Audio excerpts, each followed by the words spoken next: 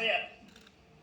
துப்பாக்கி உங்க கையில, ஆனா அதுக்கு வேண்டிய புல்லட்ஸ் என் கையில